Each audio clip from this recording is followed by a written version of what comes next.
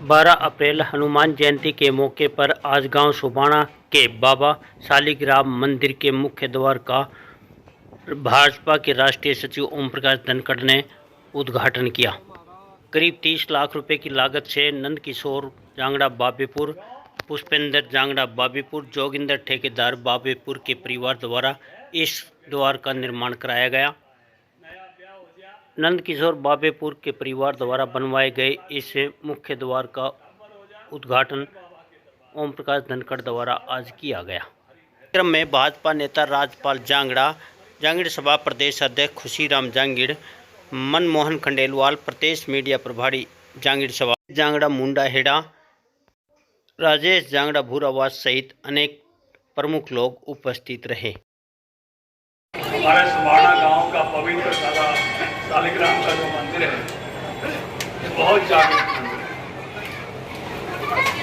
श्री राम जी बोल रहे थे कि यहाँ के दर्शन का सौभाग्य मिला। ये गांव बहुत बहादुरों का गांव है। यहाँ का ग्राम कोरोकोट पढ़ेंगे तो 20 शहीदों के नाम है गांव। यहाँ का राकेश प्रधान मरणोपरांत अशोक चक्र विजेता है। अशोक चक्र शांति काल का सर्वोच्च सम्मान होता है।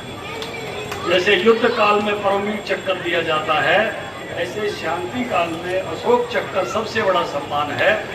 5 आतंकवादी अफगानी आतंकियों को मारने के बाद इस नौजवान को, इस गांव के बेटे को अशोक चक्र से राष्ट्रपति ने सम्मानित किया। और ये देवता दादा शालिग्राम हमारा ऐसा है, काम होने के बाद रसोई लेता है, पहले नहीं लेता। बोल के चले जाओ बाबा ये काम है, जब हो जाता है फिर ये अनूप और नंबरदार जी, ये फिर से आसपास के गुवाहाटी के लोग जो है फिर हलवा खीर फिर दोनों खिलाने पड़ते। कई देवता होते हैं जहाँ पहले आप चढ़ा के आते हो, लेकिन दादा शालिग्राम काम होने के बाद रसोई लेता है, पहले नहीं लेता। बहुत ही हर आप आ जाओ, हर बार 10-20 रसोई लगी होती रहती हैं। 10-20 रसोई लग रही है, इसका मतलब है बाबा ने 10-20 का काम बना दिया। आपको मिलेगी बाबा रसोई वहां भी है, वहां भी है, वहां भी है, वहां भी है। तो ये मेरे गुवाहाटी का सबसे जागृत देवता है। और आज कोई काम हो तो अपनी रसोई बोल जाइए। और ये नंदकिशोर जी और इनने भी कोई ना कोई बाबा की बोली होगी, क्योंकि बाबा जो है काम करा के ही काम कराता। ये बाबा का वैशिष्ट है, क्यों नरोत्तम?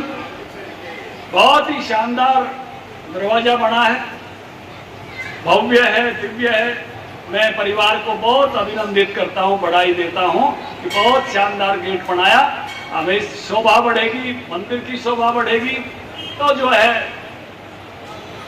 भाव बढ़ेंगे, भावना बढ़ेगी। देखिए जीवन में मंदिर का स्थान भी बहुत ऊंचा है। दुनिया में हर आदमी को डर लगता है। जब आप चलते हो काम कराने के लिए मोटरसाइकिल पे, कार में, झज्जर का नहीं फलाना काम है, और फिर दिल में न्यू धधक धधक हो कि बनेगो कि नहीं बनेगो, फिर आप पापा की रसोई बोल दो, फिर आपको दिल पक्का हो जाए। इसलिए बड़ी पावर है यहाँ, और ये जीवन की जरूरत है। राजपाल जी कह रहे थे कि मैं इनकी बातों की काटूंगा नहीं, लेकिन जोड़ूंगा इनकी बात। पूना के पास रानीगढ़ सिंधी गांव है, अन्ना साहब हजारे का। अन्ना साहब हजारे का नाम सबने सुना। उनके गांव को पूना विश्वविद्यालय के कई प्रोफेसर देखने के लिए गए जो वामपंथी विचारधारा के थे। अन्ना साहब को मिले, उन्होंने स्वागत किया, चाय पानी पिलाई, बाद में गांव देखने के लिए भेज दिया। गांव देख के आए तो मैं देखा कि एक बड़ा हॉल बनने लग रहा है, जैसे यहाँ बना हुआ है मंदिर में। अब कमरे डालने का दिमाग तो थोड़ा दूसरा चलता है।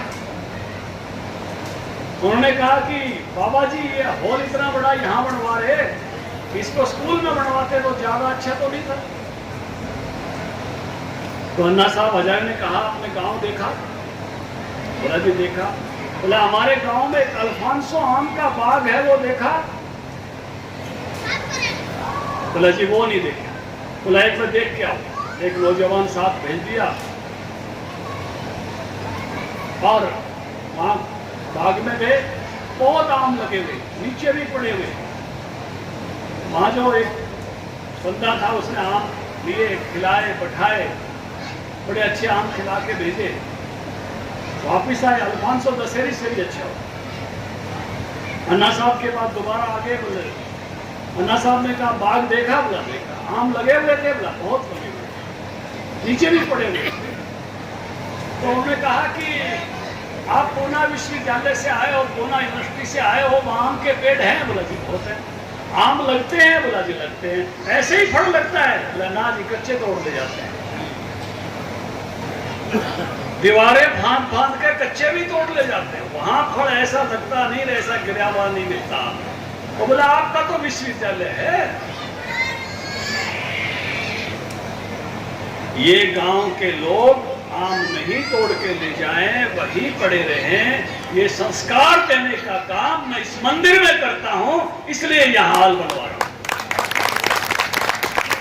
आपकी यूनिवर्सिटी होते हुए भी वहां कच्चे आम नहीं छोड़ते, इसका मतलब क्या है? वो संस्कार स्थली नहीं है, शिक्षा स्थली तो है।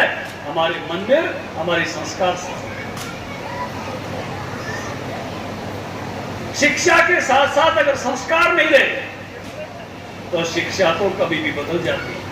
शिक्षा को पकड़ के रखने का काम घर परिवार से मिलते हुए और हमारे धार्मिक स्थानों से मिले हुए संस्कार करते हैं, क्योंकि शिक्षा तर्क पे चलती है और तर्क कभी भी बदल सकता है। लेकिन संस्कार बचपन में पढ़ते हैं। जब माँ बाप के साथ आके यहाँ धोख खाते हैं तो बचपन में धोख खाने की आदत लग जाती है। वे बादरगढ़ क्यों? संस्कारों में बुद्धि काम नहीं करती, संस्कारों में भावना काम करती है और व्यक्ति फिर वहीं आता है। नया ब्याह हो जा फिर उड़े, किसी भी बात की धोख लागनी हो चल उड़े, काबर हो जा फिर बाबा के दरबार में। तो संस्कारों का जीवन में बड़ा भारी महत्व है। इसलिए शिक्षा के साथ साथ हमारी दिक्कत यही है, हमारी शिक्षा के साथ साथ जो हमारे संस्कार थे उनकी चिंता करो। ये बेटी बेटियों वाली चिंता भी इसी बात से होती है कि हमारे संस्कार कमजोर हैं। संस्कार कहीं ना कहीं पीछे चले गए और संस्कारों का काम जो है वो बहुत ही कुशलता से बचपन में किया जाता है। बड़ा होने के बाद जब कोई चीज आदमी बुद्धि से सीखता है तो बुद्धि दूसरे तरफ भी जा सकती है। एक बहुत बड़े महात्मा हुए फकीर चंद जी, होशियारपुर में थे, बड़े अच्छे संत, मनुष्य बनो ऐसा करके वो अपना उपदेश देते थे। तो मैंने उनको एक चिट्ठी लिखी। मैंने कहा महाराज जी आपका मनुष्य से क्या तात्पर्य है? तो उनका जवाब मेरे पास आज भी है, इनलैंड लेटर पे है। उन्होंने कहा कि ओम प्रकाश तुम्हारा पत्र मिला, मैं तुम्हारे पत्र का उत्तर देने का प्रयास कर रहा हूँ, लेकिन इसमें थोड़ी जगह होती है पत्र में, ज्यादा नहीं लिख पाऊंगा। उन्होंने एक दोहा लिखा, गुरु पशु शिष्य पशु नरु पशु पशु संसार। गुरु पशु शिष्य पशु नर पशु पशु संसार, मानुषता ही जानिए जामे विवेक विचार। उन्होंने कहा दो शर्त है मनुष्य होने के लिए, बुद्धि भी हो और विचारधारा भी, विवेक सद्बुद्धि भी। और उन्होंने कहा अकेले पर नहीं छोड़ा जा सकता,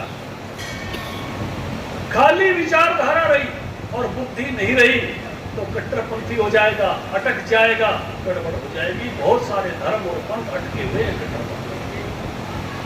इसलिए हमारे ऋषियों ने किसी किताब को आखिरी नहीं कहा, उन्होंने कहा चरे वहती नेति नेति, और आगे ज्ञान और आगे ज्ञान और आगे ज्ञान।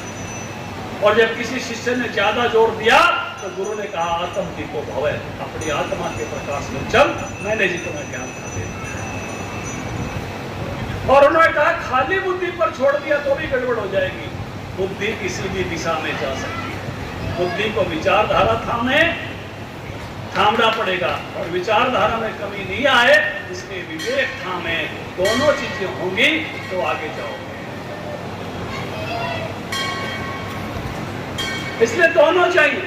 सनातन की जो परंपरा है वो भी चाहिए कि मेरा धर्म क्या है, मेरी संस्कृति क्या है, मेरे पूर्वजों का सोचने विचार करने का तरीका क्या था, मेरे उपनिषद क्या कहते हैं, मेरी गीता क्या कहती है, वो भी चाहिए। और वर्तमान विवेक से निर्णय करके आगे बढ़ने का, जैसे ऋषि कहता है, नेति नेति चरे मेति चरे मेति। कितनी बड़ी बात है। हमारे बुजुर्गों ने हनुमान जी को इतना ठाडा बनाया, इतना ठाडा बनाया, किससे भी तरह का डर लगता हो हनुमान जी ने याद कर लो, भाग जाता है नहीं भाग जाता।